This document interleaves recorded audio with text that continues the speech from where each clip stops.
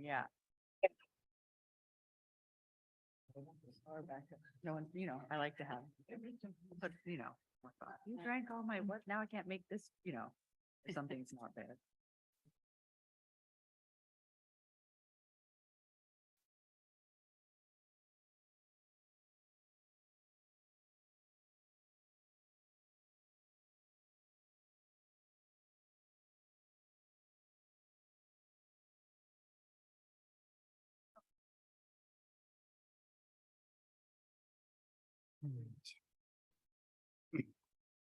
All right, we'll call this board of directors meeting to order at 7:02 PM. The board has a land acknowledgement anti-racism statement posted to its website. Roll call tonight. We have everyone here but Brian. He's gonna zoom in. Okay. Item 1 on the agenda is the adoption of the agenda. I believe we have to make a motion to amend the agenda. Move that we amend the agenda to add item 2B, and any manual revisions to the consent agenda. Linda? We also need to add member comments to the agenda after announcements. All right. Anyone opposed to those additions? All right, here none. All right, I'll move to approve the adopted agenda then. Second. All those in favor? Okay, that passes. Is there a place, there's people wanting to watch this on Zoom? Can people watch this on Zoom live? They should be able to watch it on YouTube. I also watch on YouTube. I'm being asked, where's the link? On youtube.com, and they can search for Sudden Valley Community Association, and then they should see the live stream.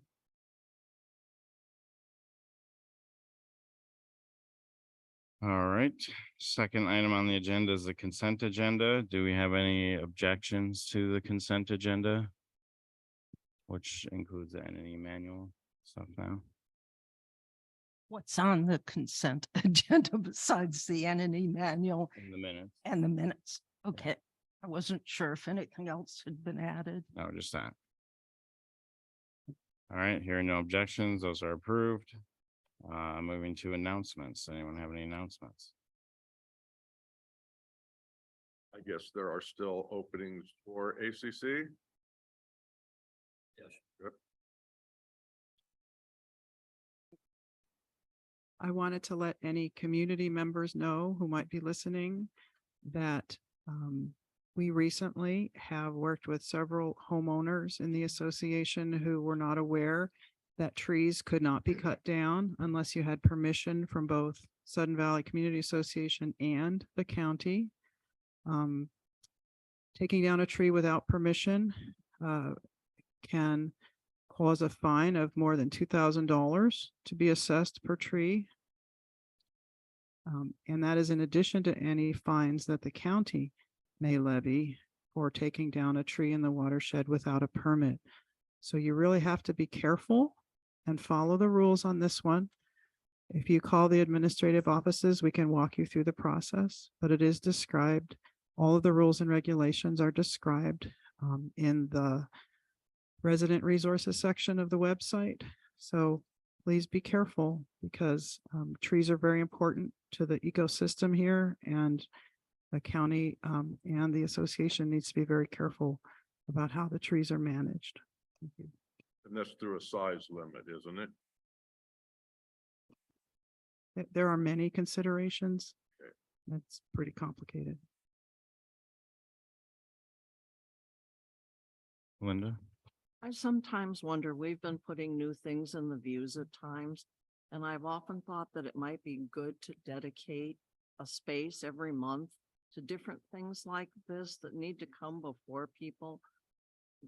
That it would be just another way to just have a reminder of some of the common rules and stuff. Not that everybody reads it as usual, but it would be one thing to put in some space that would be pertinent to the operations of the valley. Thank you, Linda. That's a great suggestion, and we've been doing that in the last few issues. In the May issue, we talked about the rules and regulations around dogs, and we'll continue to highlight a different element of the rules and regs each month because there's too much to absorb in one sitting. So we'll break it up. Thanks, Joanne. Any other announcements? All right, hearing none, we'll move on and we have property owner comments. Would anyone like to speak?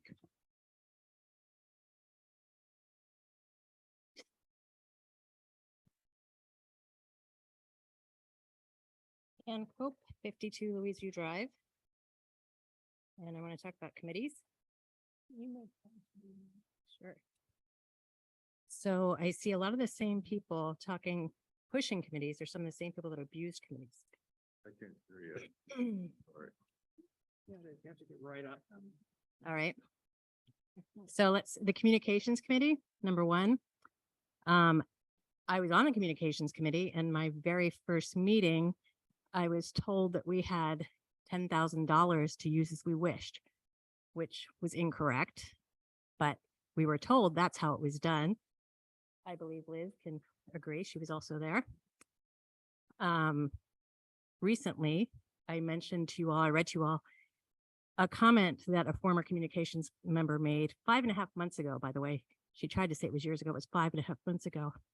And what she said was that she, as a member of the communications committee, got free articles in the Views because it was a trade. So again, abuse of committees has a history here. So until there are very clear guidelines to prevent that from happening, there should be no committees that aren't necessary. The communications committee is not necessary. The staff, the GM, can put out important information as needed. It was used as a club, and it needs to be revamped, and the charter does not do enough. Let's see. Also, pet articles were used. Staff was directed by members of the communication committee. Same with parks. The parks committee was used. Illegal trails were built. Staff was directed to get bids on things that they had no business getting bids on. So once again, these committees, there is a very well documented history of the abuse that's taken place. So please, before you do any committees, make sure, and I don't think either of those are even necessary, but make sure that there are very clear guidelines in place to keep what has happened over and over again, including the marina dock, illegal trails. It goes on and on. Thank you. Thank you, Ann.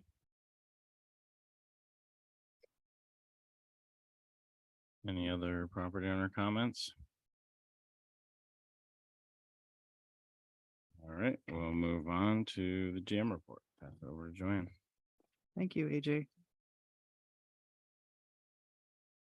April was a month of change, as many of our projects went from the planning stage to the execution stage. While our maintenance and our turf care departments began actively mowing and beginning to maintain our outdoor spaces. In the marina, maintenance has completed some work to remark and realign the dry storage and parking areas. Additionally, they have installed permanent markers that will allow them to reline more quickly in the future.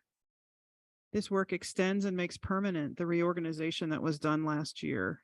By clearly marking how traffic should move through that area, congestion and parking conflicts were greatly reduced. Additional dry storage spaces were created as part of this effort, and people on the waiting list will start to be contacted next week. Renewals of marina rentals are going very well, with more than 2/3 of the contracts returned and paid. If anyone is listening that hasn't yet renewed their marina rental, the deadline is this Friday, the 12th. There have been ongoing issues with card access to both the wet slips and the boat launch. I apologize for these issues. The problems were caused by poor internet signal strength in the marina area. This past week, we worked with our IT vendor to address this, and we currently have a system that's working properly. I'd like to talk a little bit about pools. The main pool is opened and ready for the start of swim season. Now, that doesn't mean people can come and swim.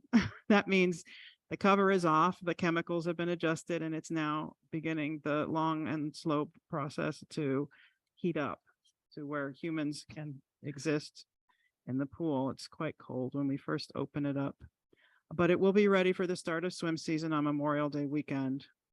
This week, maintenance is working to open the quiet pool. This year, we have a great team of lifeguards, and many of them are returning from previous years at Sudden Valley. And we are really looking forward to a great pool season. As we announced at the last meeting, swim lessons are being offered at the SVCA pool. They'll be sponsored by the Whatcom Family Y. Registration will be through the Y's website. And as soon as we know that the registration is going to start, we'll let the community know. We'll send out a special e-blast. We do anticipate that there will be quite a bit of demand for those lessons. So if you're interested in signing up to take them, you should watch for that announcement and do it as soon as possible. I'd like to highlight golf. Golf course is doing very well year to date, even though April's weather was very challenging with many, many inches of rain. But the fine weather in the last week of the month allowed SVCA to make up for those slower weeks, and golf revenue is right on target or a little ahead. Golfers are enjoying the improved course conditions that we can attribute to Turf Care's new aeration and sanding program, which has allowed the team to maintain areas that in previous years were still too wet to mow at this time of the year. Maintenance has been busy with both Clean Green and Firewise. The community participated strongly in both programs, and as a result, our roads and green spaces are looking a lot cleaner. High levels of participation means that our maintenance team is spending a lot of time on this project. If their department report looks a little shorter than usual, it's because so much time is being devoted to that one task of managing Firewise. I'd like to give a slightly longer than usual update on the 10-year capital roads and drainage improvement plan. Really good progress has been made on this project by Impact Design, who is the engineer that was awarded the work. Their inspection of the roadways has been completed, and 95% of the culverts have been inspected as well. The remaining culvert inspections will be completed when the water levels drop later in the season. If it's filled up with water, that's as bad as if it's filled up with dirt. You can't see the condition, so they'll have to go back and check on those. While the field work is mostly complete, the team has now turned to creating a database of the information that was gathered during the inspections, and they're starting also to pull together the report on their findings. Importantly, Impact Design has reported that they are right on budget, and they observed that while there are many areas that can be improved, the overall condition of the roads and the culverts is somewhat better than they had expected. They noted that the projects completed to maintain road surfaces and improve drainage over the past few years have really helped to keep the infrastructure functioning. That's really good news. To move on to the capital projects update, culvert C315. This project is expected to start in August and be completed this summer, and it was awarded to the contractor Premium Services. The Barn 8 siding and covered bridge replacement. The project was submitted to Whatcom County for permit review on February the 7th. It is expected to go out for bid this summer. The construction period is unknown at this time due to Whatcom County's extended permit review timeline. Construction will either be completed this fall after the pool closes or next spring before the pool opens. Construction will not occur during the winter due to weather conditions. The design project for replacing the covered bridge is ongoing and will be submitted as a separate project for permit review by the county. The maintenance shop remodel design is complete and was submitted to county for permit on 2/27. It is expected to go out for bid this spring and summer, and construction will start once those permits are received. The boat launch dock, SVCA has received a shorelines permit from the county. The design was completed and the permit application was submitted on March 30th. The project will go out for bid this spring with construction proposed as soon as the permits are issued. The playground improvements, construction will occur this summer by Premium Services. Equipment is currently on order and a construction schedule is forthcoming. We expect to start that around July. The Austin Creek repair, design and permitting is ongoing. We learned that the project required a shorelines permit in addition to others. And with these new requirements, the construction will be delayed until 2024. Cold Spring drainage repair, design and permitting expected to be complete this spring with construction in the summer. Culvert cleaning began in February and was finished in April. The inlet and outlet ends of culverts are currently being addressed to provide positive drainage leading to and from the culverts. This additional work is expected to be completed in June. The tennis court resurfacing, design and permitting expected to be completed this summer with construction proposed for September. And the marina docks replacement preliminary design and engineer's estimate. That preliminary design is nearing completion and the engineer's estimate is being finalized. We expect this to be complete by the end of May. The remaining pages in the report are the department summaries.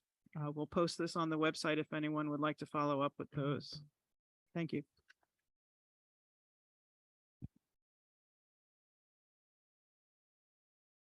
Anyone have any questions? Keith? Yeah, thank you, AJ. The one thing I did want to make a comment on was the parking at the marina for the dry storage. I think that's cool and we certainly needed more storage spots, but I wanted to make sure it's not at the expense of maneuverability with people with boats and trailers trying to get around the new dry storage parking spaces. And I wanted to make sure that there's enough room for people with wet slips can get in there and, you know, park. They have to have some place to park to get out on the wet slip, you know, and stuff like that. So I just wanted to make sure we're mindful of that. The majority of the new spots that were created by removing bushes.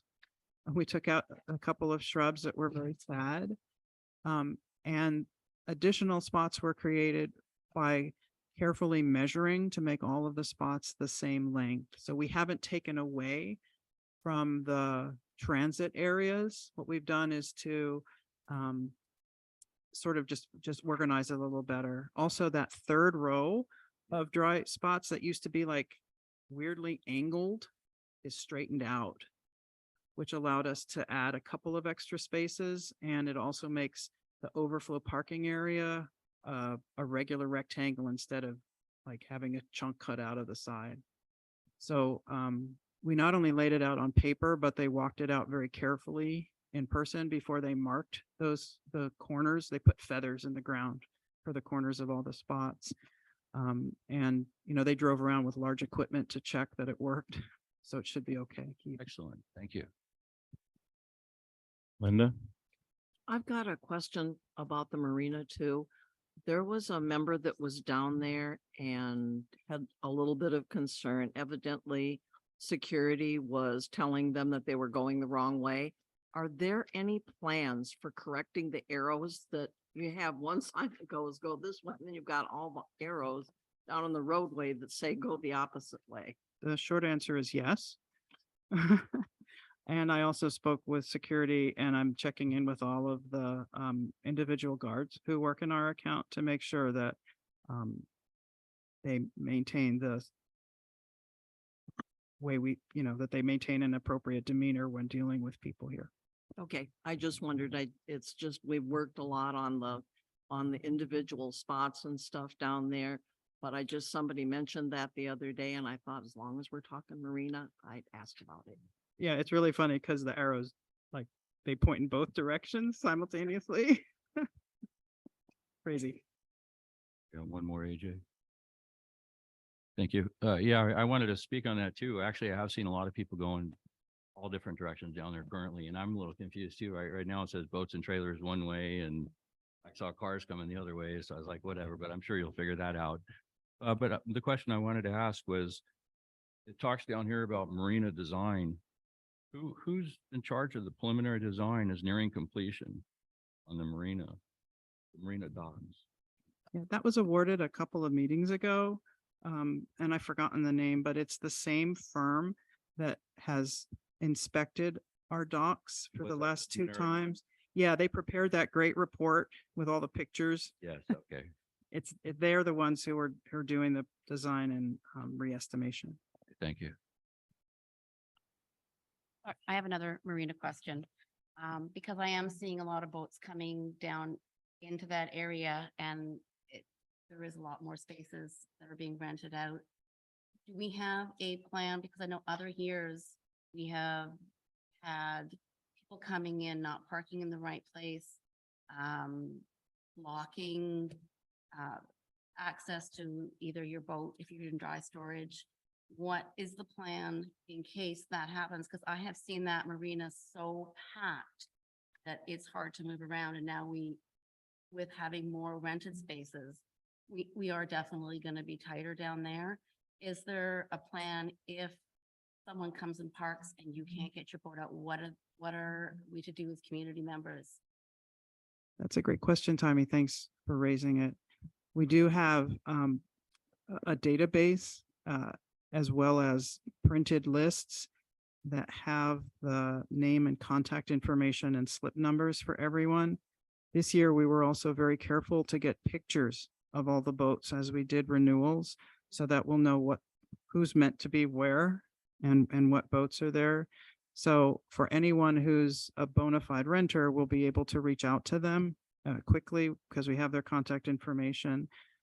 If people are down there and parking illegally, I'm working on establishing a Department of Licensing account for Sudden Valley so that we can quickly look up the ownership based on tags and then be able to notify owners who are inappropriately parked. And we also have a well-articulated policy for how to notice people who are improperly parked with a vehicle or a possession. I don't know what else to call it. There's, a boat thing that that doesn't have tags on it that are recognizable. So we have a lot more tools in the arsenal here to try and keep it organized.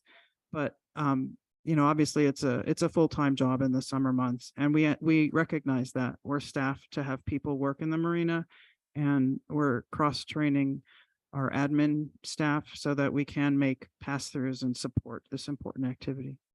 Well, I was kind of thinking of if I have a dry slip, and someone, it could be from Bellingham, comes and parks so I can't get my boat out. What would we do as a marina patron? Is there some sort of, is there a towing company that can be called? Do we call security? Yeah. I'm just sort of wondering what. Yeah, I gave all the background and none of the action items, sorry. Yes, residents who have problems getting to their boats or getting out of a slip should call security. Security will be armed with the contact information for people like me and other managers who have direct access to the database so that we can take action to either contact a known owner or get an inappropriately parked person moved out of the way. So security won't be towing any boats. They'll be alerting a manager who will follow the appropriate process to move a boat to the side, not impound, not take away forever, just move out of the way. Okay, so we do have, and we've discussed that a couple times before the next weekends. We'll remind everyone how it goes. But yeah, just call security. That'll initiate the process. I expand on that just a little bit. So they're, from what I understand too, is they're going to have cones available to people that rent the dry slips. So you'll be able to also just pick up cones there at the marina building and put them in your space. I don't know if they'll say anything, but you can hold your space with those cones, which will hopefully help with what you're talking about. Well, from what I understand, we have a wet slip, so it's not a big issue for us. We're lucky that way. But there have been issues where someone comes down that has a dry slip. They want to go. It's a beautiful July day, and they want to launch their boat, and someone's parked in front of their dry slip, and so they cannot move their trailer. They cannot back their vehicle up, or there's just not enough space to back your vehicle up to your boat trailer. There may be a little bit of space, but not enough. it takes a lot of space. to Yeah, put that. and security can tow like vehicles and stuff that are blocking roads. That's different than towing a boat, but security can most definitely have vehicles towed. And they do that in situations like that. The other thing is, by all of that additional parking, that overflow parking that's happening, like, there at the marina, and then when the ground is a little drier at the A&P and beach, that seems to have helped it a lot last year. And so I think when people kind of get into the flow of it, you know what I'm saying? And we use all of these resources Joanne's mentioning that they've got planned. I think things will start to, stop happening. We'll have staff down there, security will patrol it pretty often. And hopefully that'll prevent exactly what you're talking about. No guarantees. I hope everybody's really patient this weekend. I hope Joanne doesn't mind me saying this, but this is a really early heat wave that we're having, and we're not fully ramped up for our seasonal staff yet. Our lifeguards are just training this week and everything. So, we're not totally staffed. So I hope everybody's patient through this weekend, because I think it's going to be pretty packed down there. Linda? That's a question that I had for Joanne with the July weather happening now. I'm assuming since, and nothing's been posted, I think everything is old that's on the marina page. Is there still a dock going to be available for people that are launching that need that access?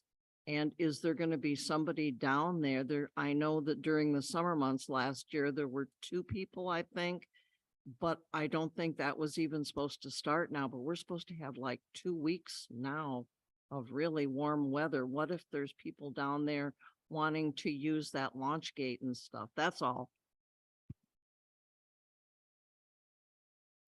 This week we started an effort to ask our part-time staff if they could pick up extra shifts for the weekend. So we're trying to provide that amenity. We are pretty tight on our hours though, so it's not gonna, we're trying to find someone for the weekend. So I'm not sure if that's been successful yet. I'll follow up tomorrow, and I can take a look and repost that on the webpage. So we are gonna leave a spot open again like we did last year. Yes, that's for sure. That wet slip is open so that people can get onto their boats that way. Thank you.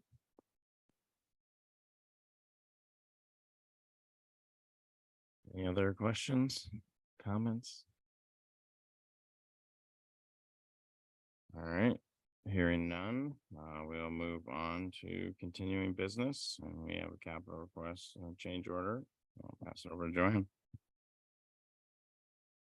Okay, so this is the continuing saga of the HVAC.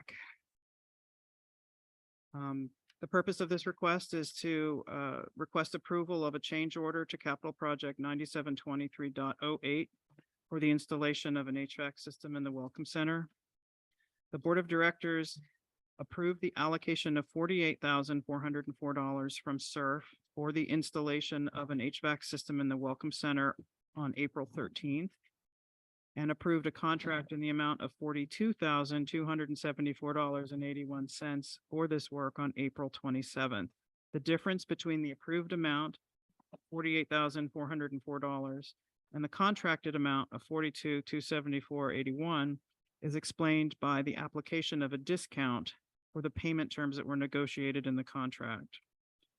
Copies of the initial request and the executed contract are attached.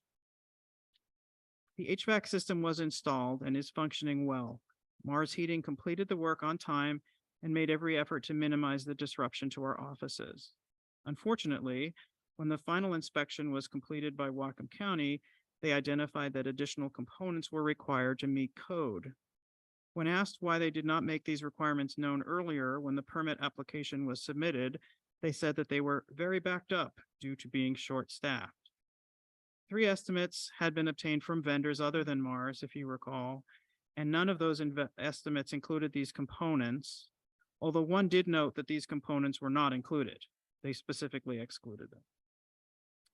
The cost of purchasing and installing the new components was originally estimated by Mars Heating to be $10,500 before tax. Due to the circumstances, I was able to negotiate a 50% discount on the quoted price, and I'm requesting your approval of a change order for $5,701.50, which is $52.50 plus sales tax. This brings the total cost of the project to $47,976.31, which is still less than the originally approved $48,404. So I request that the SVCA Board of Directors approve a change order in the amount of $5,701.50 to the current contract with Mars Heating and Air Conditioning for the installation of an HVAC system in the Welcome Center.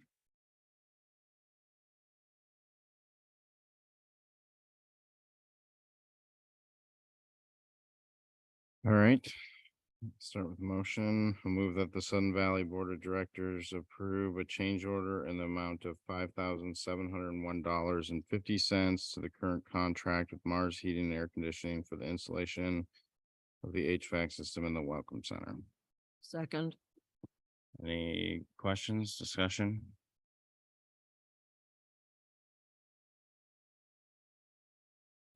Just wanted to say good job on the negotiations. Appreciate it.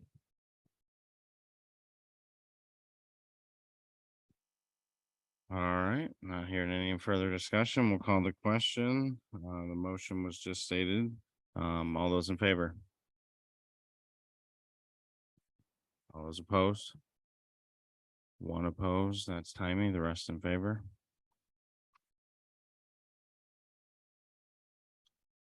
All right, we'll move on to new business. We have a few. Dan and East, We approved it on the consent agenda.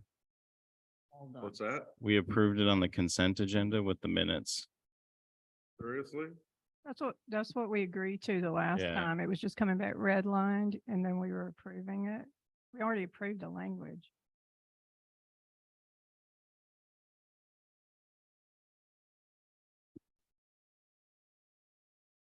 All right. 6A, we got capital requests. First one is a golf course irrigation system panel. Pass to Joanne. So Brian Kurlak, our golf director, and Greg Wadden, our turf care superintendent, are here to present this request themselves.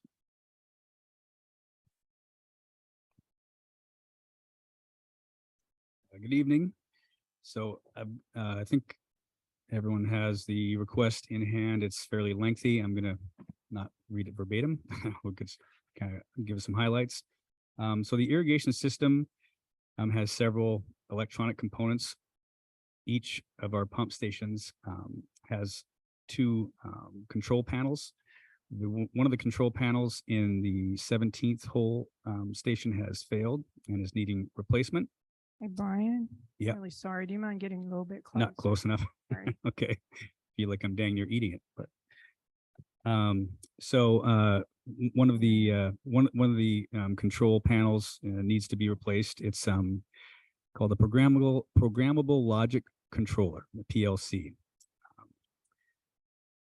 A brief overview of the system, how the system works, is that we have a pump station at Lake Louise, where we pump the water from Lake Louise over to the 17th hole pond. That pond there services the hole, the lower golf holes. So they're the holes on this side of Windward, holes 1 through 9, and hole 10. The rest of the holes, the upper holes, holes 11 through 16, are serviced by a pond that sits up by the 14th hole. And also a correction that the lower golf holes include the 17th and 18th holes as well. So 12 holes are covered by the pond, the irrigation pond that sits on the 17th hole. 6 holes, the upper holes, are watered via the pond up on 14. So once the system fills the pond on 17, we then pump water from that pond up to the pond on number 14. That again controls those upper holes. We did back in 2019-20, we did a significant replacement and refurbishment of several of the components of the irrigation system. However, at that time, the control panel in question on the 17th hole was operating just fine and did not need to be replaced, so it was not included in that. in that project. It has since failed and now does need to be replaced. One of the challenges with doing work like this is that we do not have a lot of options in terms of who can perform this work. There is right now just one viable option in the state, McDonald's and Sons. They sell, service, and install these panels. We were able to receive bids for 3 different types of panels from them. A Precision PLC, a Watertronics PLC, and a Flowtronics PLC. Greg is really the expert on all of this stuff, but he and I work together on this, so I'm kind of presenting the broad overview, and any specific questions about the technical aspect of these, Greg can answer those. But Greg recommends, and I agree, going with the Watertronics panel at $40,010.41. There's a few reasons for this. The biggest reason is it's the only one that has this butterfly valve that allows for a slow start. Newer technology in pumping is allowing slower starts that protects the infrastructure, the piping, so we don't have these hard starts. And so these butterfly valves are critical for those. So that's the main reason why we've chosen that one. And then assuming that we do gain approval, it is recommended also that we add a soft start motor controller to the Lake Louise pump station, which will again make sure that we have this soft start and protect the infrastructure, the pipes that go under the entrance road and straight over to the 17th hole pond. And this was an unplanned, unfortunately was not planned for, but so this expense was not budgeted for. So what Greg and I propose is that we defer some of the maintenance, some of the capital funding that was targeted for the repair in the turf care maintenance building.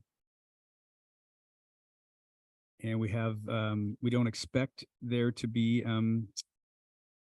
any additional expenses, but we have asked for a 3% contingency as well, just in case. And with that, I would open it up for questions. What did you say, the contingent? It is, yes. Yes. Oh, it's okay. I just couldn't hear what you said when you said about how much contingency. I just, 3% contingency. There's the expectation is that the bids are firm, and there's no expectation that it should not be an issue. So we don't even expect to need that, but figured just in case we'd put it in.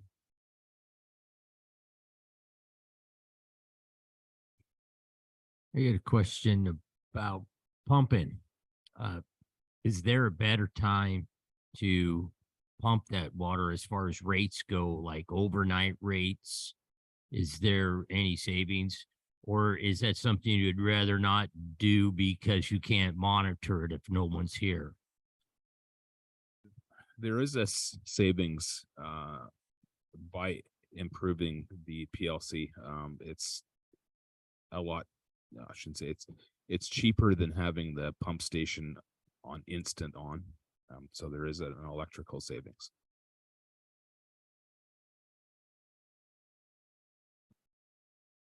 Any other questions, Nancy? Yeah, I look at your little cartoon here with the scratched out stuff. And first of all, when I see a map with stuff scratched out, I always wonder what you didn't want me to see. So it's not a good idea to ask people for 40 grand. Yeah. Showing them a map like this. So that was my first run with trying to do something off Google Maps, and there were like the dog park and the salon. There was things in there that I thought might just be confusing, and the aesthetic I know looks awful, and my graphic design skills certainly deserve to be called out for that. Well, rather than do a graphic design thing, I would like a map of the golf course.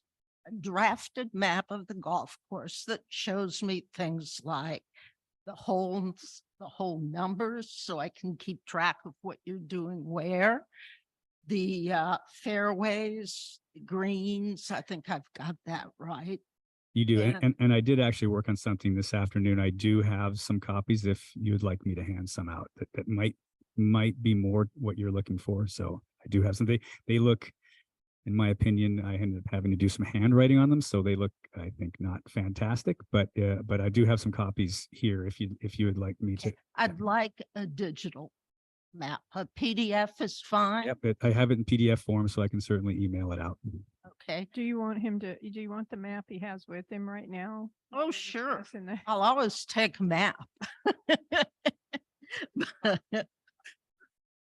I'm not the only one who probably wants the map either. I'd like the golf cart. I'm good. I've been on the. Oh, Yeah. yeah. This is more like the cartoon you have on the back of your scorecards. I think you have it that's posted on the webpage. Yeah, that's where I pulled it from, but it was not. Yeah, it was not an easy.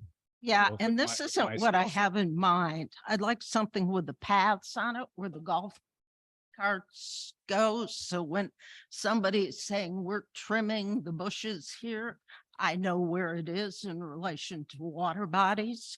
So this is the whole thing that what you're asking for. They just probably didn't print that well, but this is the one that they do. Yeah, that's directly off the scorecard. Yeah, and that's not, what I was interested in somewhere. You have a map, so you can direct your maintenance crews to certain places. So you can point to something and say, I want to repair that line or that pump. That's the kind of map, something on the scale of the maps that show all the addresses and plats in Sudden Valley. The irrigation system sort of thing that they have and where all the heads are and stuff. Oh, Well, that's nice to have on it, but I'm also interested in where the cart tracks are, where the fairways are, where the greens are, where the holes and which one is which. That sort of thing. Yeah, I don't know that exists. I mean, we could certainly look into having one made. Oh, you've got to have one because somebody designed that course. So they have. the Well, we've got irrigation we maps. get big as-built maps or big massive as-built maps. What do you mean by that? 4x5. Yeah, they're at Turf Care and they hang up on the wall. Well, there, you probably got a digital file of them. We don't, we've looked. I don't believe we do. Well, get them scanned, for heaven's sakes, so you don't lose them. At any resolution on a normal screen, the map would potentially be unreadable. I mean, they're filled with minute detail even at 4x5.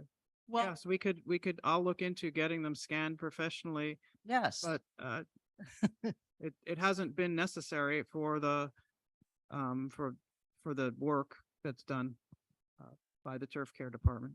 do you mind if I go look at your maps? Absolutely. You mind or you don't? No, Absolutely not.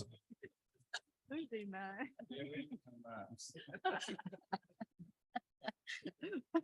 They're in the turf care building, you say? Yes. Okay, right beside the fire hall. yeah. What do I do? Just walk in? I'd recommend probably calling or emailing Greg and setting up a time and come on over. Okay, let me look at what you've got and I'll take probably a camera and a few pictures of them and see what the resolution on the camera does for them. And see if I can put something together that way, because I can't believe you don't have more than that. But we'll see. Thank you. Keith and Linda. Yeah, real quickly, I just wanted to ask, so the butterfly valves and the slow start system is preventative.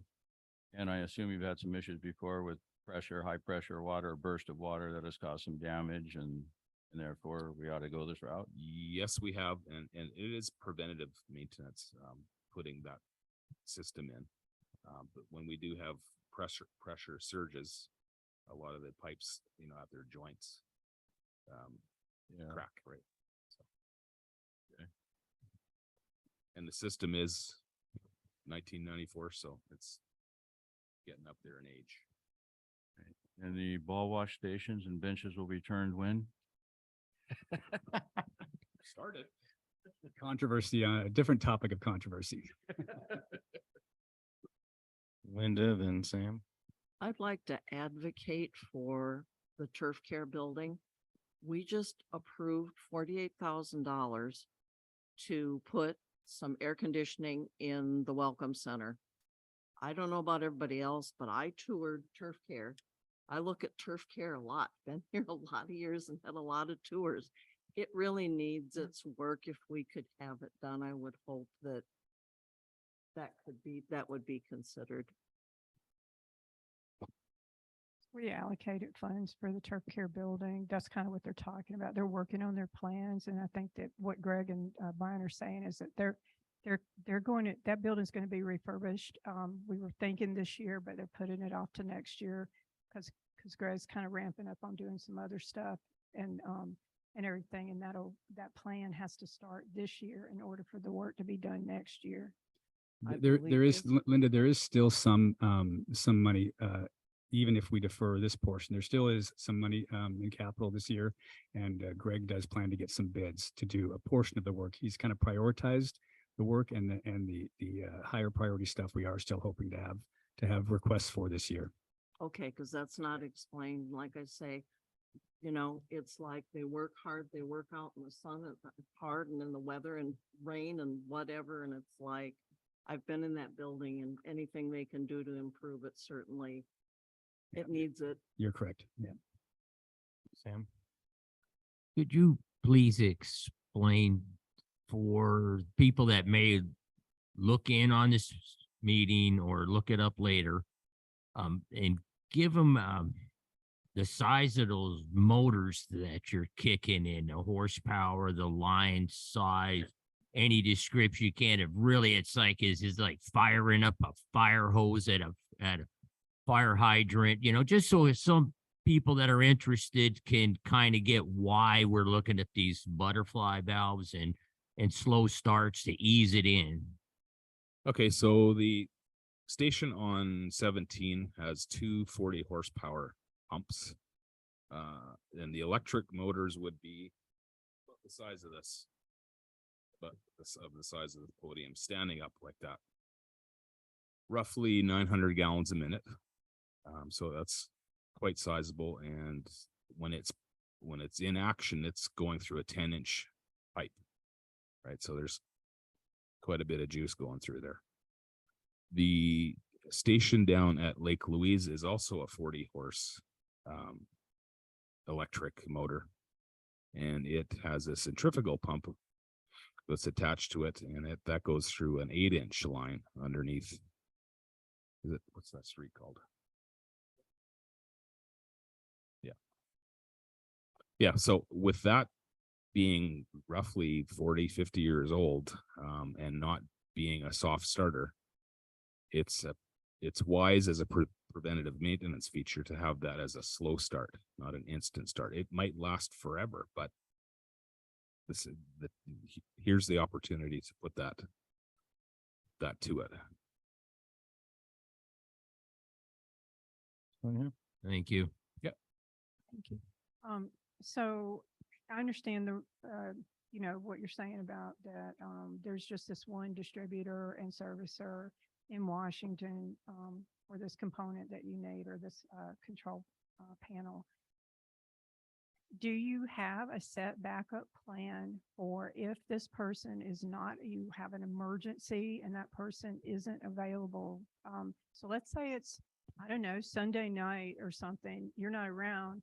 Do you have a written plan of what is going to happen if this one person in Washington State is not available to come out and deal with this issue? You have a backup plan? We don't have a written backup plan, but we know of two contractors out of state that, if we were in a pinch, would be available.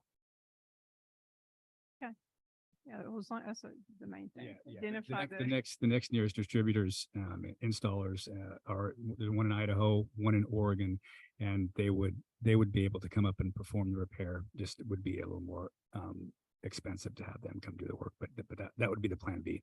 Okay. That's great. Thank you. Nancy? What happens if your pump breaks and you stop pumping? How long can you stay off?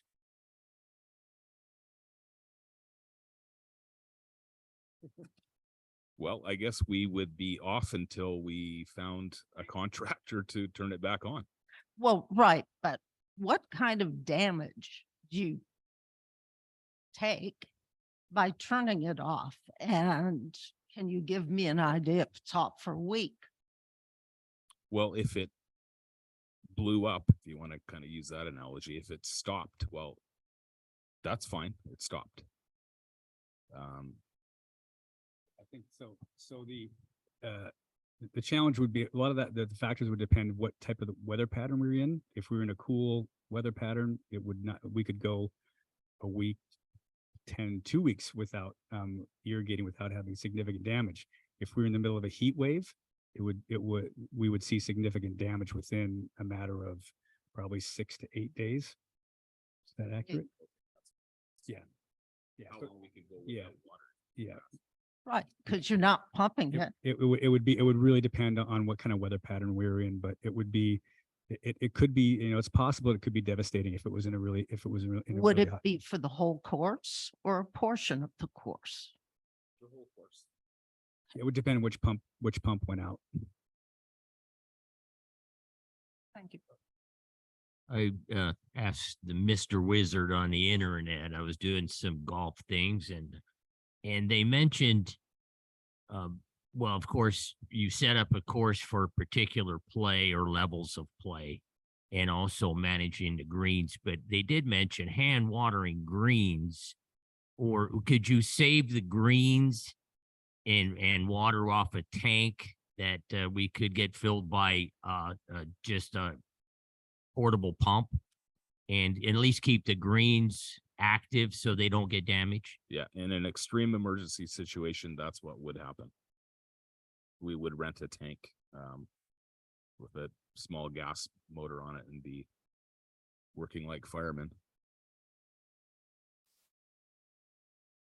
So real quick off the top of your head, Brian, you've been at this for a long time. How much would significant damage impact your revenue from the golf course? Well, it would, I mean, if we lost the greens, it would be devastating. We would get no play. But a little bit on lines of Sam's question, there are emergency measures you can take if we did have a catastrophic failure and had no ability to get it fixed quickly. We would go to the green. We would do whatever we could to save the greens first, tee boxes next, fairways after that. So we'd prioritize certain components of the golf course, the greens being absolutely the most important and critical aspect. But it would be financially, if we lost the greens, you'd have to close and you would lose significant amount of revenue. So, but fortunately that's never happened. And this is the fact that we have a good irrigation system in place that we have been taken care of should help mitigate that possibility. Yeah. And just kind of to clarify, I mean, even the fairways, me being a golfer, people are more likely to go play golf courses that have nice fairways than they are to play ones that have bad fairways. Yeah. They're all, those are your three main critical components. And in that order of priority would be greens, fairways, tee boxes. Thank you. That's why I want a map. I want to know where these things are. Well, you in the interim, you can rest assured that Greg and his staff know exactly where everything is, and they do a great job of taking care of them. I'm sure they know where it is, but I want to know on a map. I'll wait for your call and we'll do the map tour. Any other discussion?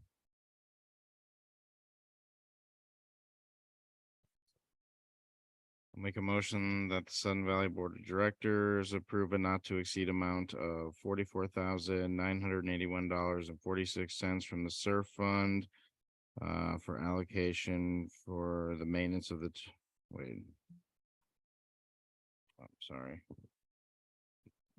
I'm gonna start over. Move that the Sun Valley Board of Directors approve a not to exceed amount of $44,981.46 from the SURF Fund for the purchase and installation of a new PLC for the golf course irrigation system. Second. Any other discussion or questions? Call the question then. All those in favor? All right, that passes unanimously. Thank you very much. We appreciate it. Thank you for all your work.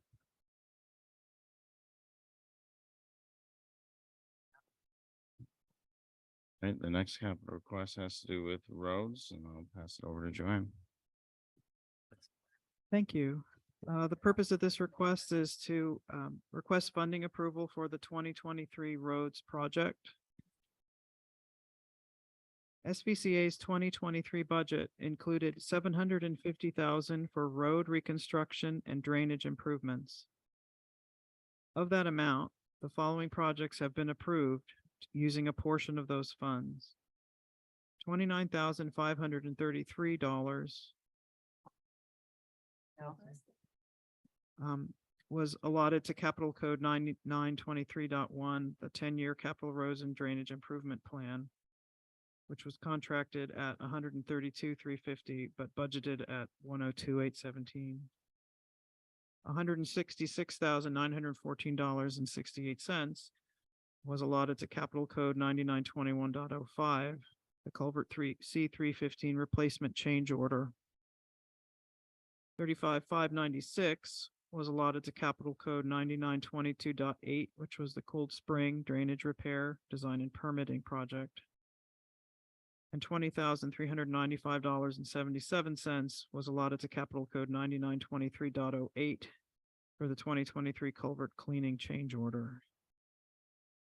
So that's a total of $252,439.45 taken from the $750,000 budget committed to other roads and drainage related projects, leaving a balance of $497,560.55. The Cold Spring Drainage Repair Project is completing design and permitting with construction proposed for 2023. An engineer's estimate has not yet been completed, but we suggest the allocation of $30,000 to cover this expense. If this money is set aside, that leaves a balance of $467,560.55 available for this project. We expect the engineer's estimate to be received from Impact Design for the Cold Spring project within the next few weeks. The 2023 road project proposed here includes 3 scopes of work aimed at improving the safety and quality of SVCA's roads. These 3 scopes of work include street signs, pavement markings, and asphalt repairs. SVCA's maintenance department is requesting funds to replace a large number of street signs that are either faded, damaged, or missing. An inventory has been conducted and 191 signs need to be replaced. This includes 57 faded stop signs and numerous other sign types. There's actually a list attached to this if you're interested. Quotes were requested from 3 different suppliers and attached for reference. Northwest Safety Signs, Bellingham Signs by Tomorrow, and Specialty Signs. Mounting hardware for all these signs varies. Some signs need new posts, others just need bolts, and some need special brackets. The following hardware is also requested to complete the installation, repair of other damaged hardware and posts, and to have a small quantity of that material on hand for signs that break unexpectedly. 4x4 treated wood posts and bolts, $3,120. A blade bracket, 100 of them at $1,800 total, and then bolts. Total hardware is $56.79. That includes sales tax. And then there's hours for installation, supervisor, staff, and fuel and equipment. Total for this project, $9,112 added to the budget for the signs goes to $31,084.16 for the first scope of work, which is the sign replacement. The second scope of work is for pavement markings. We propose to paint center lines on the main roads. The last time this was completed was in 2019, following a micro resurfacing project. After 4 years, the paint is substantially faded in most locations. The application is proposed to be 2 coats with glass beads added for reflectivity. Secondary roads would be proposed for painting next year as part of the roads project. There's an attached summary from PNW that delineates an anticipated project cost of $39,321.29 for the pavement markings. At this time, project funding is requested for the scope of work to move forward, and then it would be brought back to the board for contract approval after bidding. Okay, so just as we've done in the past, we're approving the total budget, but not allocating or authorizing the signature to a contract because we still have to give bids. The third scope of work is asphalt repairs. The 2023 asphalt repairs project is focused on repairing as much of the surface delamination as our budget will allow. This project would significantly improve the ride quality throughout SVCA and increase the life of the roads. Surface delamination occurs when the top layer of the asphalt comes off, but the lower layer of asphalt still exists.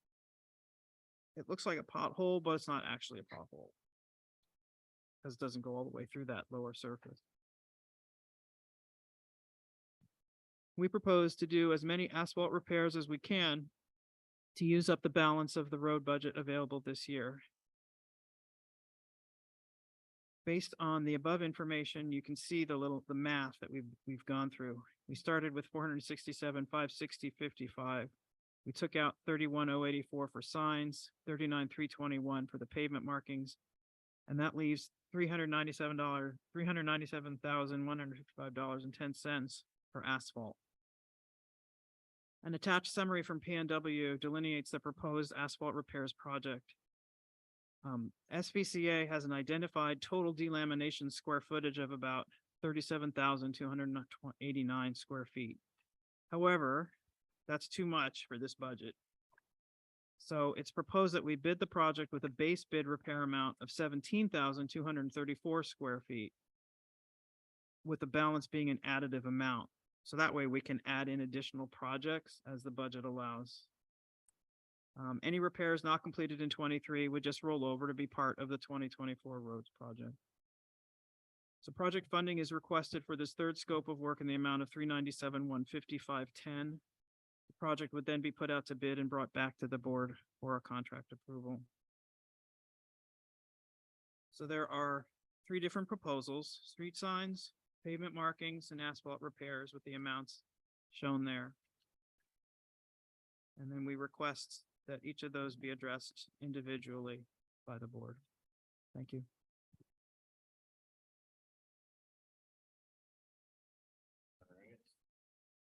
Any questions or discussion on the overall? Make 3 different motions on this one, I think, make it easiest. Linda? I don't know if I should wait until we pass each motion. I just have a question about it. Seems like in a couple of these, there's duplicative work and I just wanted an explanation. Can you use your mic, please? Sorry. There's a question I have with it seems like there's a little bit of overrun in one of these, but it's when we get to the potholes and stuff. And I don't know if I should just wait until we get to that portion. I can. Oh, I see what you're saying. So the reason that they described what delamination, that we describe what delamination is in this estimate or this capital request is because potholes are different. Like they look the same. They're both bumps in the road, but potholes go all the way down and they occur for different and AJ, you're the expert. It's sort of embarrassing to be describing this next to you. Do you want to do it? D-lam, you're gonna grind the asphalt down and then pave. Whereas a pothole, you're gonna cut out the asphalt and then put Oh, a yeah, hole. I understand that it was a different thing. The only question I have as far as the delamination goes and that work is on page 30 and it carries over into 31. It has asphalt repairs and at the bottom of page 30, it says Subtotal construction estimate, $331,539.01. And then on the very top of page 31, it says total base estimate, design and construction, 346,549.01. I thought that was all. If I look at the bottom of page 30, they have impact designs cost in there of 11,000, PNWs, 3,500.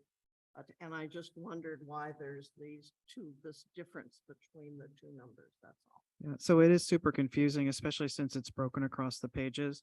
But if you add 21 to 309, you get 331.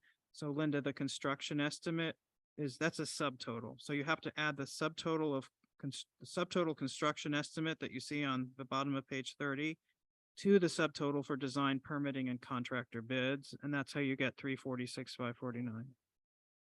It just looked like it's all run together there, that's all. Thank you. Yeah, too many numbers. Yeah. This is a tough one. That's what I was trying to figure out. Thank you.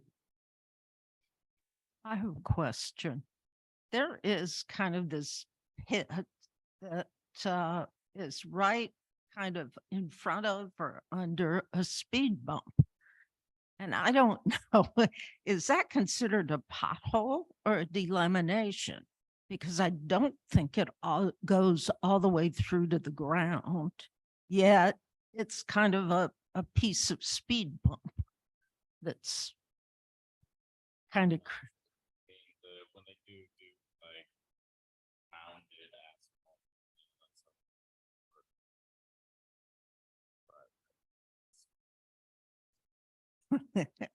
who would I bring that attention to go look? Just maintenance?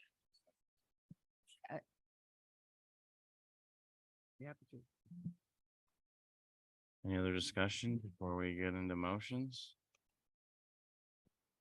All right, so for the first motion, I'll move that the board of directors approve the allocation of $31,084.16 from the roads reserve for replacement of street signs and authorize the maintenance manager to purchase materials as proposed above.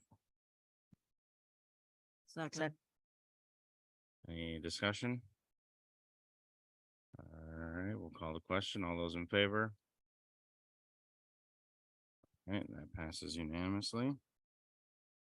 Second motion will be, I move that the board of directors approve the allocation of $39,321.29 from the roads reserve for pavement marking installation project. Second.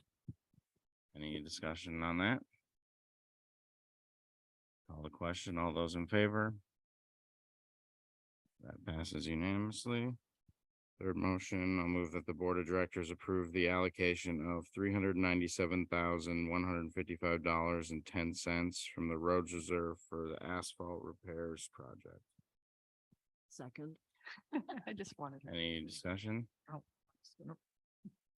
All those in favor then? That passes unanimously. All right, next item is 2023 pothole and minor road repairs. Pass it to Joanne.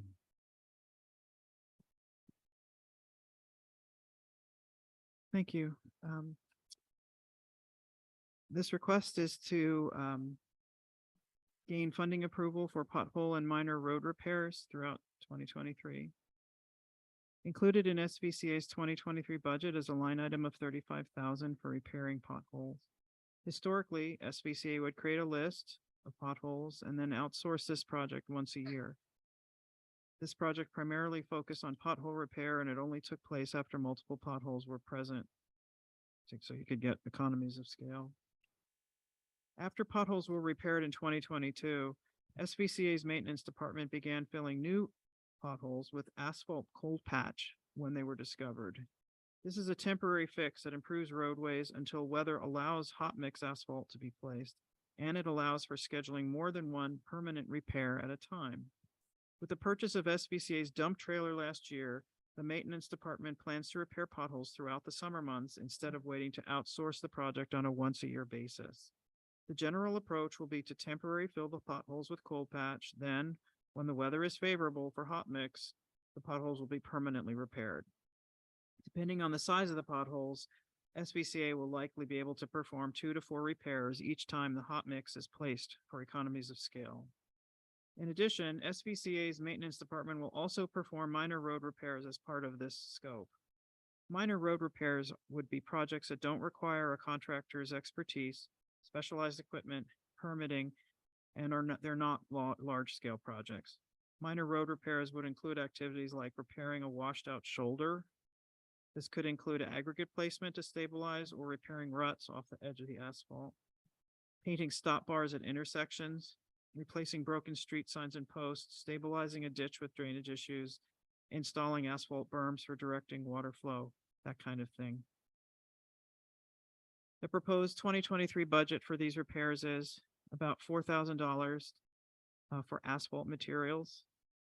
We attached a price list so you can see what's being charged for those items. $1,000 for the disposal of asphalt and aggregates that are taken out as we clean the holes before the installation of the new material. About $6,000 overall materials allowance, signs and signpost paint, aggregates, erosion control materials, things that are needed. $4,000 for supervisor hours and $16,000 for maintenance staff hours, $3,000 for fuel and equipment. That adds up to $34,000. We're asking for the total amount budgeted of $35,000, just so we have it all allocated and available in case it's needed. And so I propose that the board authorize $35,000 for SBCA's maintenance department to use to complete pothole and minor road repairs in 2023.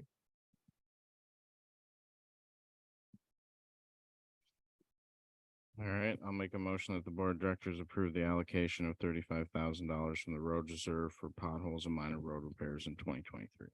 Second, All right, any discussion? Linda? this is where I had the one question on, we have the first one that we're doing for, that's part of this whole thing that we voted on for signs and posts and that sort of thing. And if I'm looking at this, I see that we now have another 6,000 for signs and signposts and so forth. Are we, and to install them, is there a conflict there, or do we have some that weren't put into this initial batch of signs they're ordering? The larger project is based on pent-up demand. There are, as you can see, there are almost 200 signs that need to be either replaced or just, they're just missing, right? So that is what we know at the moment. But we also know that there's a large ongoing cost in order to keep signage current. Unfortunately, they get stolen, they get knocked down and destroyed. And in the last couple of weeks, we've had several people call in and say, hey, we really need better signage here. And our feeling is that we need to have money available to be reactive to that in the moment instead of putting it off. That 191 signs has a pretty significant impact on the community. If they're not legible or if they're missing, that's a lot of lost time and potentially dangerous situations where you've got one-ways and stops missing. So we want to have money on hand so that we can keep up with it. And if you're spending $39,000 to repair signs, you can see that it's a costly endeavor. So we want to have that money available for all the things that inevitably will occur. Moving forward, what we'll do next year in this next budget is we'll allocate it more as a line item for the operational maintenance's operational expenses. But it was something that just had never been identified before until Mike came on, and he has been replacing signs periodically, but like Joanne said, it's so costly. We had to, it hits the capital budget. But after this is kind of playing catch up, and then we can start to budget it more as a maintenance line item. That's why I asked if the 6,000 that they're going to use here for replacing them, if this is some that are different, have been identified that are different than this bigger list, because it seems like if you've got all of them, aren't those part of them? Or that's why I'm asking if there's some specificity that, I think what she's saying is this is just that's the buffer for the rest of the year. Like he's identified a certain Okay. number, and then that just gives him an extra. Yeah, the other money appears to be allocated for specific ones that were identified, and this is like people always hit the stop sign on Western and Polo Park, like for example, and the post gets broken and now the maintenance crew needs a new one. That's not necessarily allocated in that like identified pool. And so now we have this replacement. I wouldn't be surprised if potentially there's like the need to purchase some like temporary traffic control type signage too, if they're doing potholes and stuff like that. I was just wondering. It's the only thing that's kind of duplicitous in the two things. Any other discussion? All right, hearing none, I'll call the question. The motion on the table is that the board of directors approve the allocation of $35,000 from the road reserve for the potholes and minor road repairs in 2023. All those in favor? That passes unanimously. All right, moving on to the next item, we have the I put together a resolution based on the committee worksheet that was submitted. We had some discussion on this at a few meetings ago, bringing it back to kind of further that discussion and talk about it. So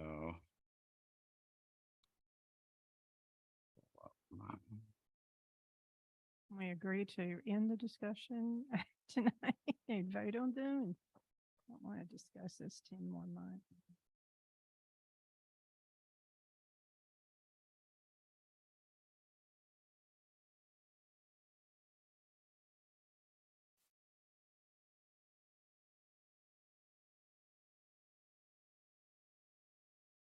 all right, so I just basically put the worksheet that Linda had prepared into the template that we approved. So I guess I think yeah, open it up for discussion on those around the parks and trails one initially, right? Yeah. And yeah, I think, you know, the main topic of conversation, I would say would be like the deliverables. I think the fill-ins basically are in the purpose and then the deliverables. Those are the main fill-ins on the resolution template. So I guess Sonia. Yeah, I am opposed to the Parks, Trails and Rec Committee charter for the following reasons. No committee in 2023 is needed to recommend parks or trails work.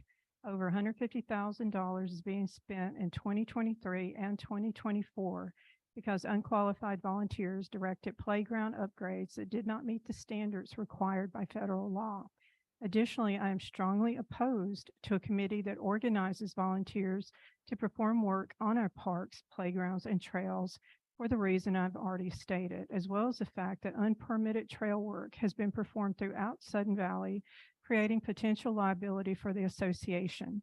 Not to mention, while well-intentioned, volunteers in the past did not sign appropriate waivers and projects were not properly planned and budgeted to include appropriate permitting and long-term maintenance cost.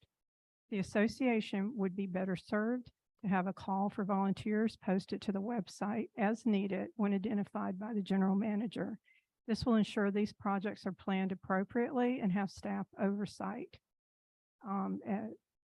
The SVCA 2020 community survey results show that members are interested in a connected trail system. We've identified that, and work has tentatively started on a design plan for that. There is another survey this year, so the lack of a Parks and Trails Committee does not stop board directors and community members from having input on a trails plan. The Parks plan for 2023 is already set, with an additional $100,000 planned to be spent in 2024, just to meet the minimum ADA requirements. So again, I see no need for a Parks, Trails, and Rec ad hoc committee in 2023. Linda. All of the I think I'll answer one of the member comments that was made earlier about spending and that sort of thing. And one of the things that got put into, I believe, all of the resolutions is that the committee has no authority to sign or otherwise enter into any contract or other agreement binding or committing the association to obligation, acquisition, service purchase, lease, or other agreement, which I would hope would end some of the issues that Director Volt has with issues. The deliverables were taken from the survey that's already been done. There are recommendations that came from the community, not from myself. I really think, if you look at some of the work that was done to describe our current parks and trail system that's posted on our website was all done when there was an active Parks and Trails Committee. Do I think that there are limits? Yes, I do. Do I think that there are people out there that would like to be able to go into the parks, clean up a little bit? It's just, it's volunteers for that. If there's forms that need to be signed, I don't know that I've even seen a sign for volunteers for the waiver that they sign anymore that even exists for anybody that joins any of the committees. But as far as the Parks and Trails Committee, I think it's a vital part of the association. People care about it. They can get out there with their children and stuff, do little projects, that sort of thing. So for me, I think it has value. Nancy? Yeah, I can think of 107,867.08 reason not to do this. But there are a few things I think that probably can be put forward because I'm very sympathetic to parks and trails. I think we all are. And one of them on deliverables, certainly recruit volunteers and organize volunteers for activities and events. And part of that organization would be if we're going to go do something that impacts insurance coverage, you get the right insurance coverage.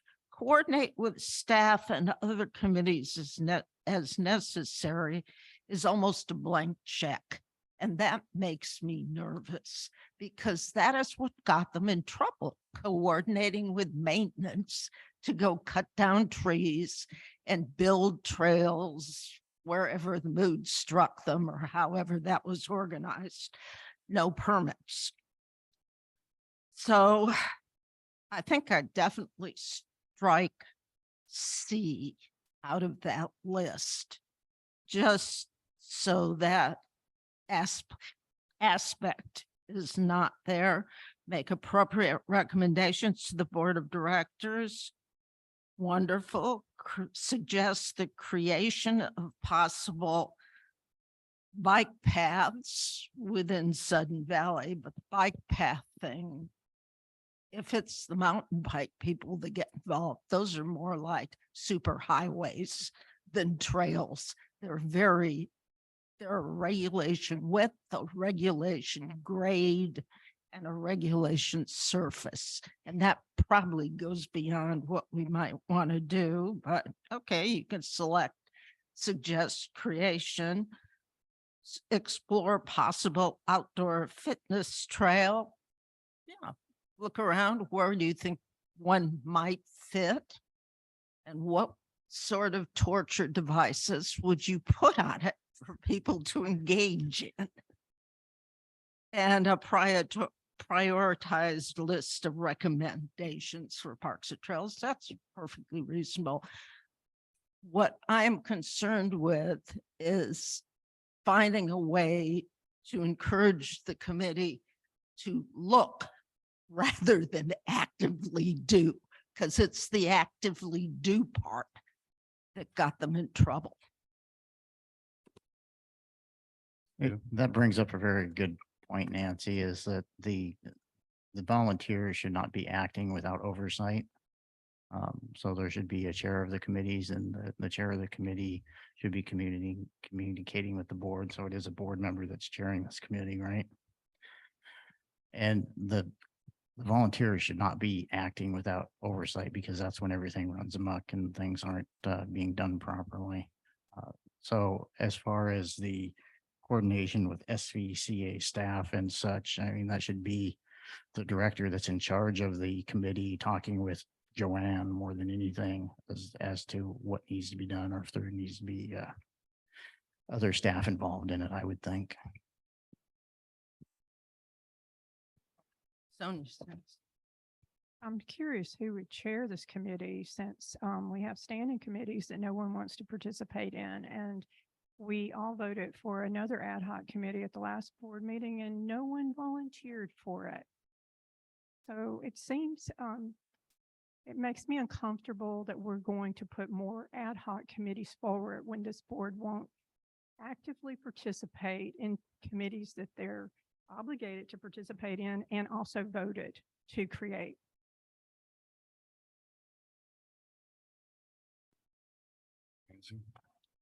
Yeah, I'm still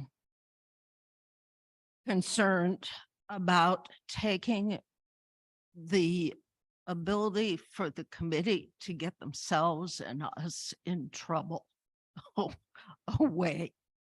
You know, strong way to prevent that from happening again. That's just my personal opinion. I'm very sympathetic with the desire to go out and do some activities, you know, walk a trail day or whatever you want to do.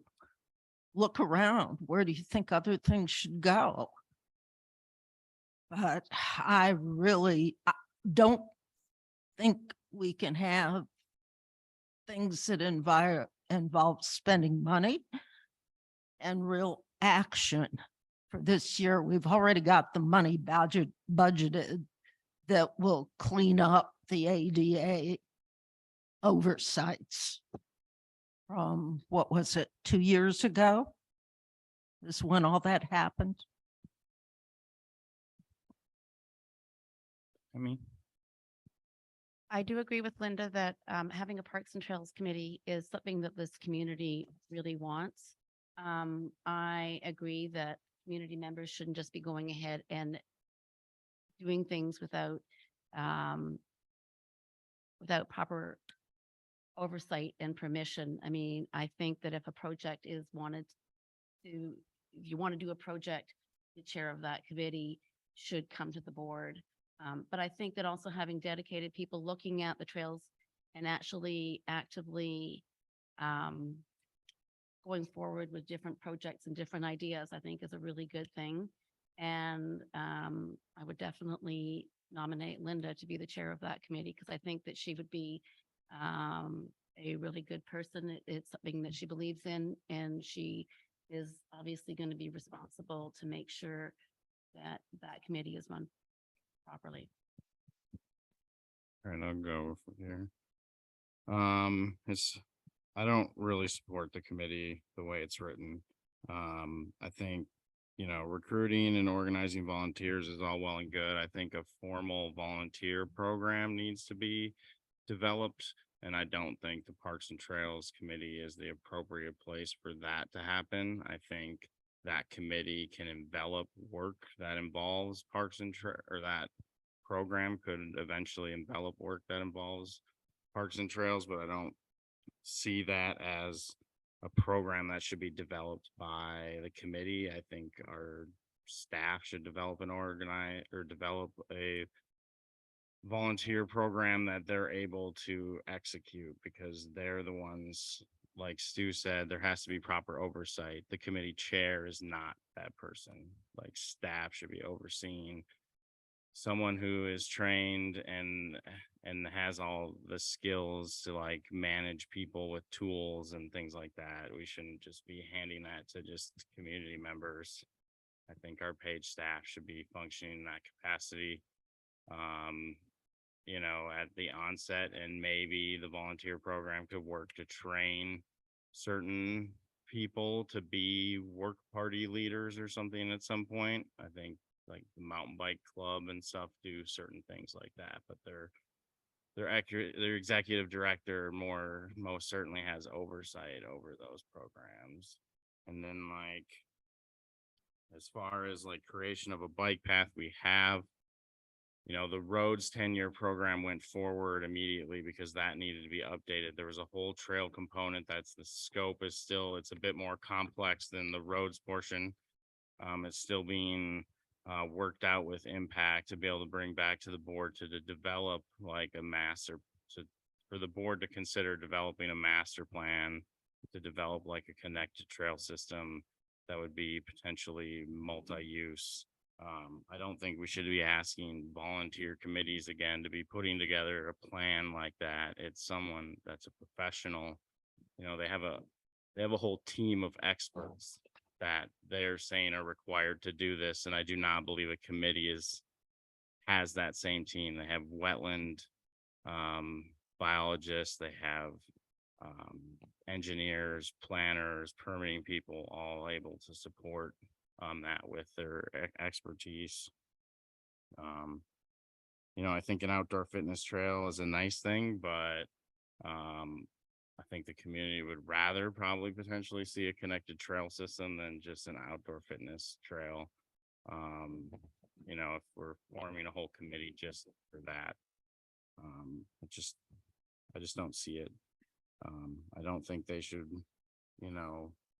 maintaining a prioritized list of recommended park trail and recreation amenity improvements that's most certainly Mike's job as our maintenance superintendent, as I said when we discussed this previously.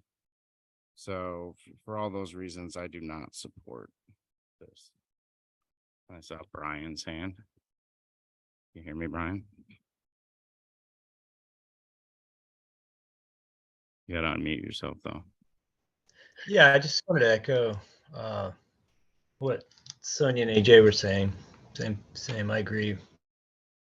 I don't think we need an ad hoc committee dealing with parks and trails. I think it's, our parks are already embedded within our capital structure this year, and I think we can set up volunteer events for folks who want to help clean up the trails and such. So, yeah. Can I add one thing? I think it's real important to remember the direction that was given to this board by the parliamentarian and by the attorney. Ad hoc committees are not created for the membership. They are to assist the board in our work for this year. The reality is we're not identifying any work that we need for this committee. As AJ said, Impact Design is already aware of this. This is part of the 10-year capital planning for the roads, and then they will bring this back for discussion. If we needed an ad hoc committee, we identify those for specific purposes, and we create them for specific purpose to help us, not because the community wants it.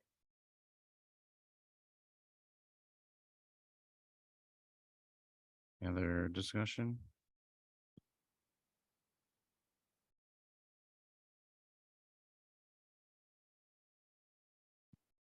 All right, well, if there's no further discussion, we can take a vote on the resolution then. The motion would be that the Board of Directors approve the resolution to establish the Sun Valley Community Association Parks, Trails, and Rec Committee in 2023. All right, any further discussion before we vote? All right, we'll call the question. All those in favor? We got Linda, Stu, Asia, and Timey in favor. All those against?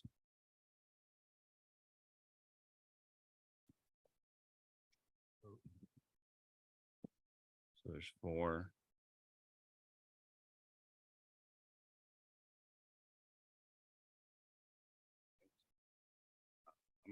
So 4 to 4 is It dies. yeah. Fails. Yeah, it fails. All right. The next committee discussion is the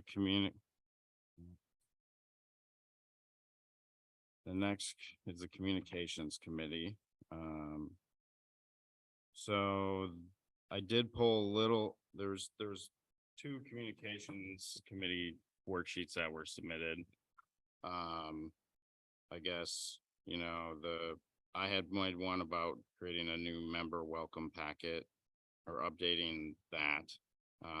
Michael had one that had the deliverables 1 and 2 there. And then he had some website stuff, but the board allocated funds for Joanne to be working on the website, so I pulled that stuff out of there. And that work should be completed by staff anyways. So really there's quite a bit less in there. But I do know that Joanne, I think the document review committee was sent the member packet to start some work on that. So I'm not even totally sure it's necessary to happen in this committee. That might just be able to be pulled out. Yeah, I do know there was a a draft communications plan put together. So some of this work's already been done by staff as well. I think me personally, I think there's some merit in the communications committee, but I do think it needs to be a lot better, lot more well thought out, and really determine what that committee is being used for. I think there's a lot of use in having a dedicated group of people who help propagate information, official information from the association out into various Facebook groups and the internet. It's not really, our staff isn't going around and pushing that information out to the community, other than through our official means. So I do think there's some value in having that. And that's one thing that I could see communications committee doing, helping the propagation of information. But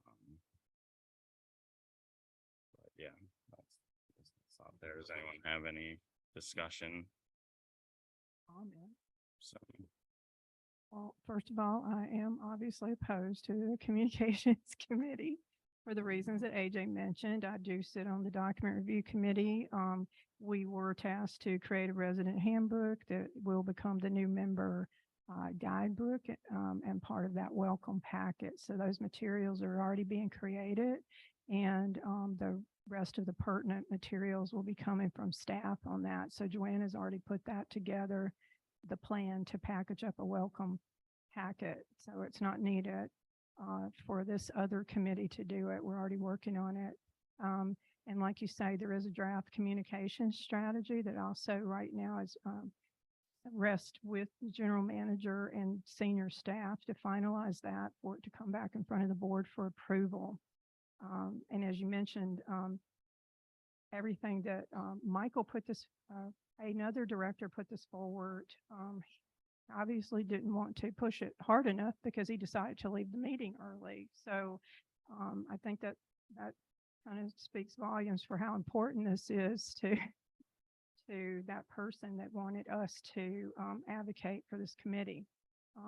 But basically everything that was written in that request all had to do with the website, which is currently being completely revamped by paid vendors and experts working alongside the general manager. So I do not see a need for this committee because all the suggested deliverables are currently being addressed. I think one of the deliverables too that you just mentioned, the strategy and the workflow and that sort of thing, that needs to be determined before you form a committee, because that's going to determine what their scope is going to be. And if that's still coming from staff and the general manager, then that should come. It's like the carts before the horse right now. yeah, and I think, there's merit about determining the develop documentation workflows for future permanent communications committee, whether it's permanent or not, I don't think the committee should be tasked with figuring out what the committee does. It seems to be a running theme that a lot of residents think that's the way it works, but it's like, we should be giving them clear direction on what we want worked on so that they're not wasting their time and we're not wasting our time and we're getting the deliverables that we need to make informed decisions. And I just want to emphasize too, I agree with Linda. Just because I'm opposing these committees, that's not to say that we're not going to identify that there are some committees that we still need to form as we move along. That's not to say that. It's just the way these are structured. Currently, I don't feel that we need them. That's not to say that it's not going to come, more stuff's not going to come up that we'll need to think about, creating a task force or committee on those.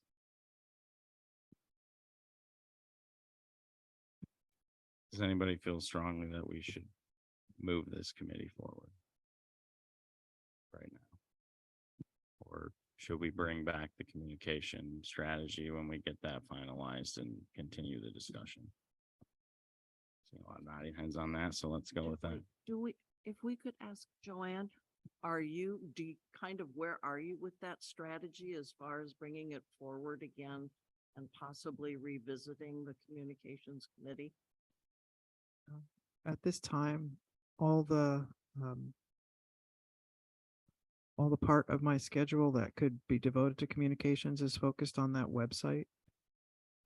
And so I would not turn to the communication strategy until we have a properly functioning website. But I anticipate that will happen during the summer. And then before the end of the summer, we can bring that strategy back. Yeah, I think it'd be good to have a functioning website too, because our communication workflows will depend on how the website's structured and different things like that too. So, okay, well, we'll plan on continuing this discussion here this summer. All right, I think that was the end of our new business. Do I have a motion to move into closed session? Motion to move into closed session.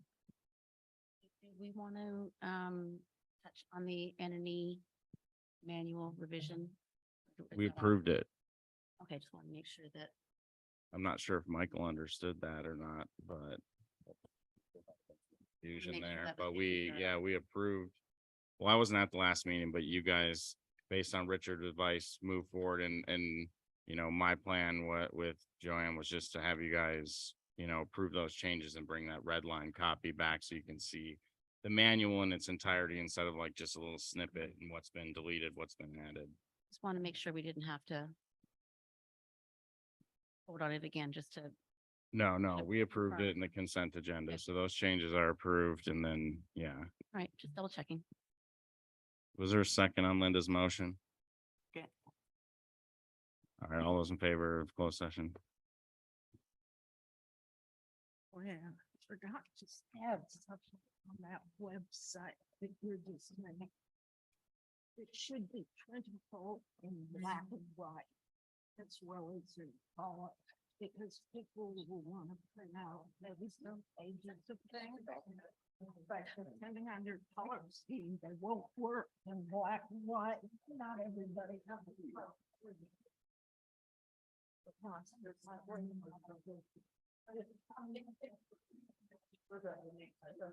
Yeah, things, whatever.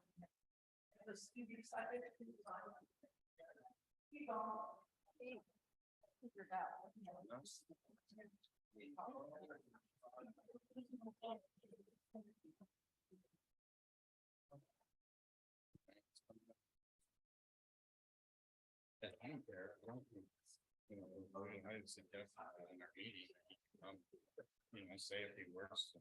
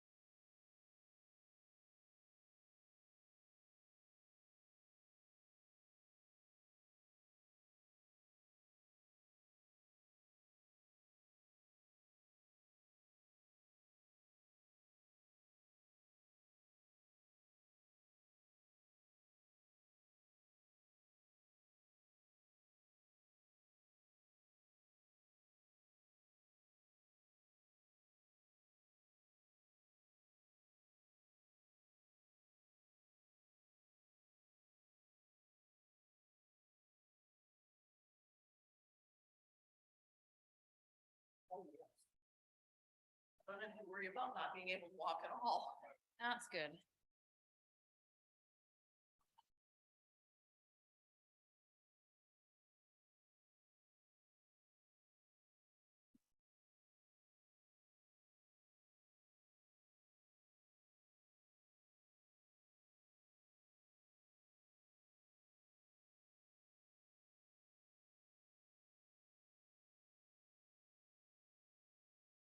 Yeah.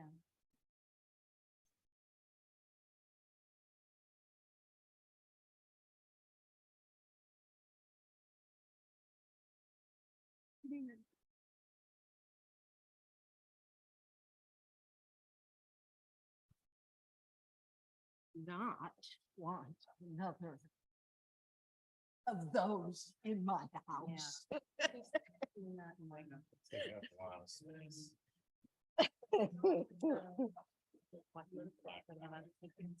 You wouldn't. They don't fit in very well. Bigger everywhere I try to put them, they tend to hang over the edge. Cabinet doesn't quite go along with it. Has a bit. That's why I use. Findings. Yeah. Page size. All right, do we have a motion to move back into open session? Motion to move back into open session. Second, all those in favor? All right, that passes. All right, next item on the agenda is adjournment. We're adjourned. Oh, wait, sorry. We're re-adjourned. Really always do that or something. Yeah. Sorry about that. We have one announcement as a result of closed session. Backtrack here. So the board of directors has received notice from Brian Krulak, Sun Valley's golf director for the past 13 years, that he will not seek to renew his contract at the end of this year. Brian let us know that he has decided to retire from golf course management to focus on the development of a personal business.